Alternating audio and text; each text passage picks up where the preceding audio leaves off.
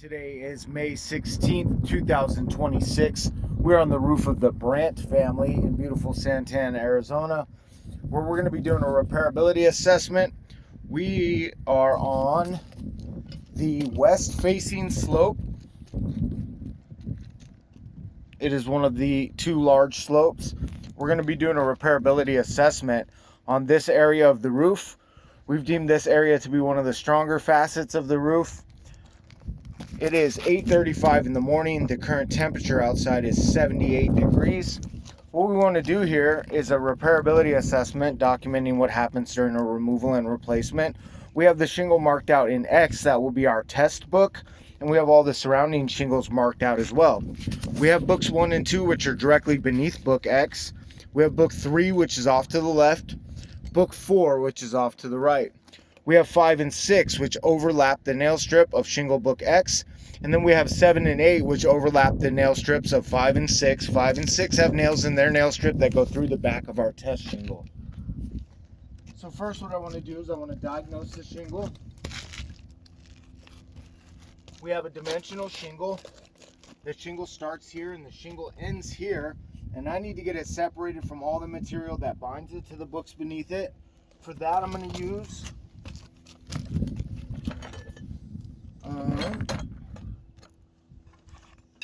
use this thin pry right here.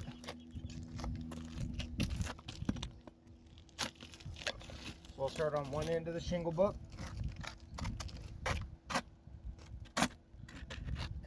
Work my way across. You want to go slow. We're not trying to rip or tear anything. I think I have this book removed. Run my fingers underneath. See if we have any ripping, tearing, or material transfer. Feels good. Now I need to do the same thing for 5 and 6.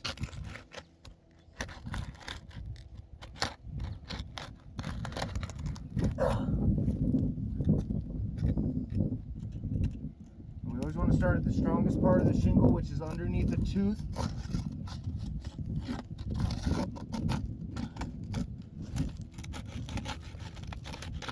There we go. Run my finger underneath 5 and 6 as well. I do feel some small globs of material under here.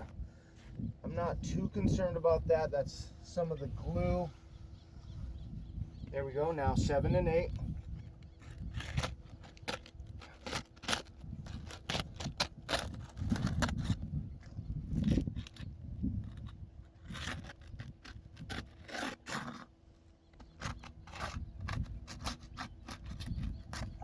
Go. And we see this small piece of material did fall off this side right here when we unlocked 8. This little piece tab came off. That's okay. Now what I need to do is remove all the fasteners that hold shingle book X into place. I'll start right here underneath 5. We have a stapled system. And these staples are in deep and covered in the glue, but we need to work to get them out.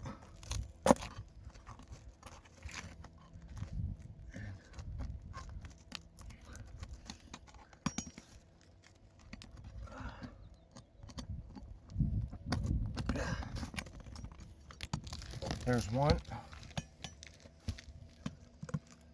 These shingles above this book 6 is very dry. I can just hear any type of lifting. You can just hear it kind of cracking, and you see the granules come pouring down. Be very careful that we don't lift the above books more than necessary. We don't want to crease or damage anything. There we go.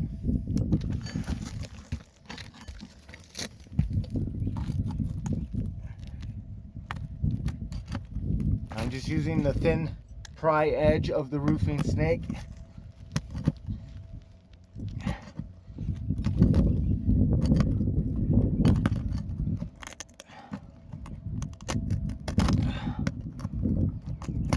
There we go. I believe that I have all the fasteners out of book X. Now I need to do the same things for the ones that are in 5 and 6.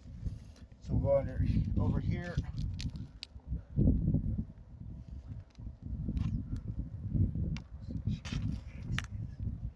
Let's look at this. Look how dry this is. Just by simply lifting it, we see that it's coming apart at the seam, especially over here. Look at this piece. This piece right here has separated from the seam. It has delaminated. I'm gonna guess that this tooth is, yep, this tooth is delaminated. This book is now in 2 pieces. This is book number 8. This is delaminated at the seam. This is a damaged book now. That book needs to be replaced. Just by simply removing the glue and lifting it at a finger's length, it is falling into 2 pieces. Now I do see that I have a fastener here that needs to come out.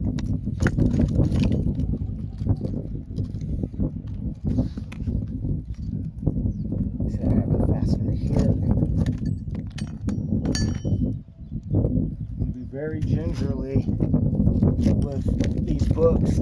I can already see. We see some going on over here too. Got to be very careful. I'm gonna guess when we start to slide this book out, stuff's gonna start falling apart. These are so dry. All right, I do have the shingle book removed. Now let's take a look at our shingle book. Okay. Now I'm gonna take the shingle book. I'm gonna set it right here. I'm gonna grab some quick measurements on it. What we have here is 38 3/4. It's actually 38 7/8. Sorry about that. And then here we have 13 1/4 with a 5 3/4 exposure. All right, so now what I want to do is I want to take my shingle book. Set it right here temporarily. I'm gonna go ahead and look underneath here. We're gonna look for any obstructions, anything that prevents us from a smooth insertion. Looks like we have good underlayment. No other nails. So I'm gonna take the same shingle book. I'm gonna line it back up into place. Work to get it even. We are even and straight. Now I'm going to take 1 1/4 per code roofing nails.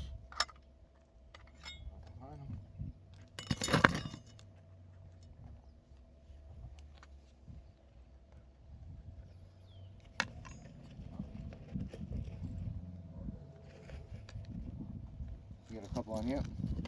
That's what I'm shaking right now. You can have some in the bucket as well.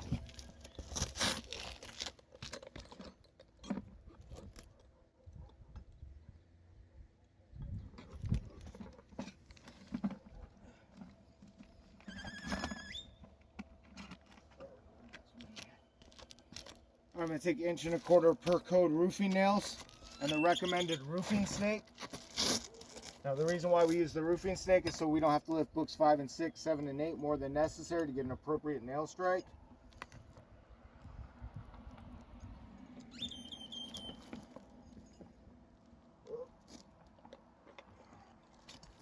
All right, I'm going to start on one end of the shingle. I'm going to start right here.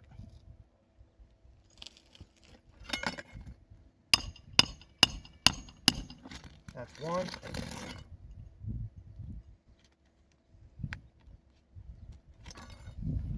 We are in the nail strip straight. That's 2. I'm going to go back on top of it and drive it down just a little further. Make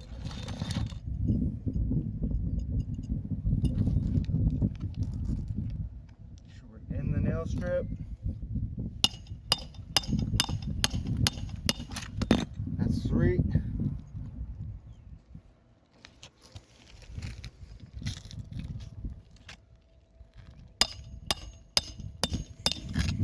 That is 4. We see a small indentation here. This is a tool impact caused by the roofing snake. In order to get the nail in the nail strip, oftentimes the roofing snake needs to be close by the shingle. It will butt up and cause damage. That's called a tool impact. Okay, so we have our shingle book reinserted. Now let's go ahead and do a review over anything that might have taken place during the repair. We'll look at books 1 and 2. Books 1 and 2 are directly beneath our shingle book. They have not been affected.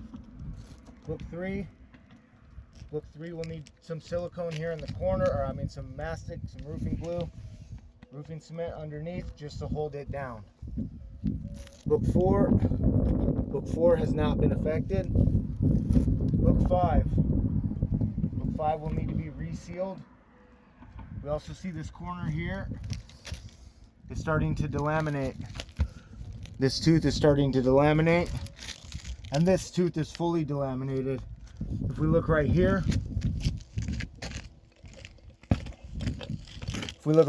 we can see at the seam that this book is falling into 2 pieces as well. It is separating at the tooth and then at the seam. This is a delaminated tooth here, and the seam is completely falling apart. This is a damaged book, needs to be replaced. This is book 6. Oh, we have a delaminated tooth here.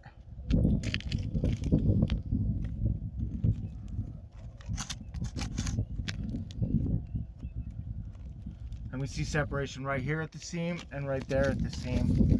This is a damaged book and it needs to be replaced. This is book 7. Book 7 need to be resealed down, and it is in good shape. This is book 8. Book 8 has fallen into 2 pieces. Right here, we see that the tooth and the bottom of the book no longer connect, and there's separation right here. This is a damaged book. We see that it's delaminated halfway through this tooth. And then we have that small piece fall off on the side shingle over there. That's not a numbered shingle. So we know that this one is completely damaged, needs to be replaced. So we got 5 is damaged, needs to be replaced. 6 is damaged, needs to be replaced. And 8 is damaged, needs to be replaced. That leaves us with a ratio that 3 out of 8 shingles that intersect with the repair shingle are damaged during the repair. And because of that ratio, I do deem this roof irreparable.